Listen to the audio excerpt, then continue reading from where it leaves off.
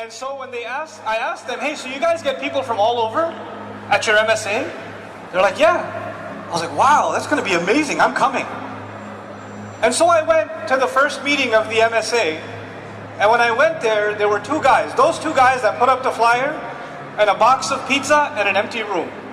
That's all that was there. And I thought maybe I came to the wrong room because there was nothing really, there's no real reason. There's no DJ, there's no party, there's nothing going on. And so I'm about to walk out of there and these guys stopped me. They just sat me down, at least have some pizza before you go. And I sit down, I chat with them, we become a little bit friendly and start talking. And one of those friends later on used to give me a ride home. And this friend of mine, who I won't name today, eventually even one day we were stuck in traffic, he pulled over at a masjid. He said, if you don't mind, I'm just going to go pray. He didn't tell me to pray. Because he used to hear me curse, use filthy language, criticize Islam, talk about how the Quran doesn't make any sense. I used to say all of these things. And he used to sit in the car and go, yep, nothing. No response, no debate, nothing. And one day we're stuck in traffic on the LIE and he pulls over, takes this exit, stops at some random masjid, little building, old warehouse building, and says, if you don't mind, I'm just going to go inside and pray. And with all of my arguments about being an agnostic or not believing in religion and all of it, something in me said, I need to go too. And I went inside the masjid. It was Maghrib. And when I prayed that Maghrib, it was the third rak'ah. I still remember. It was the third rak'ah that we joined.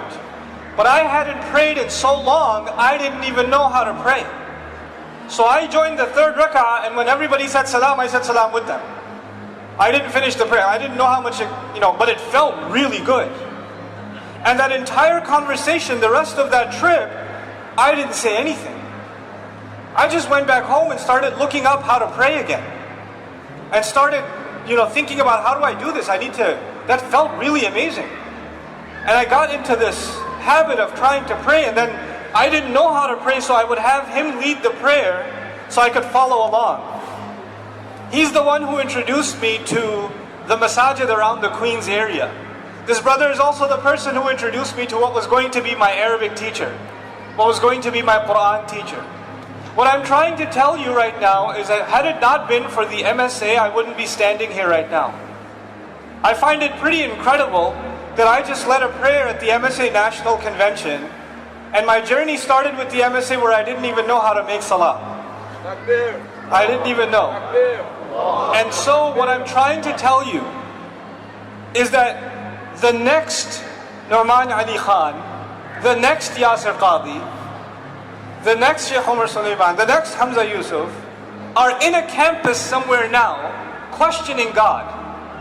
They're Muslims, they were born in a Muslim family, but their questions haven't been answered.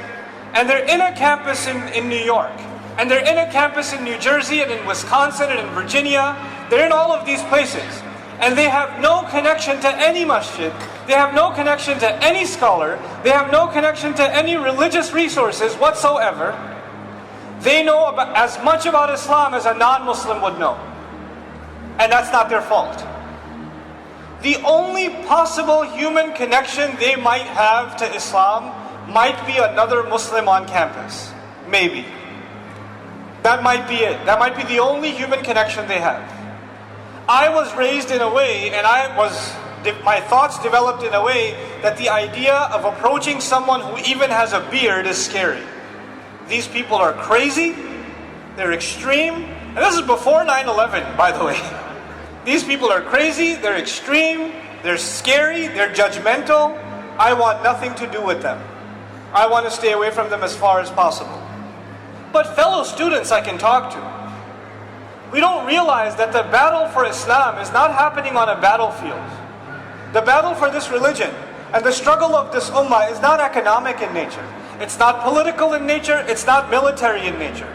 The real battle of this ummah are those young people that are losing their Islam on college campuses around the United States, Canada, Australia, across Europe, and even in the Muslim world.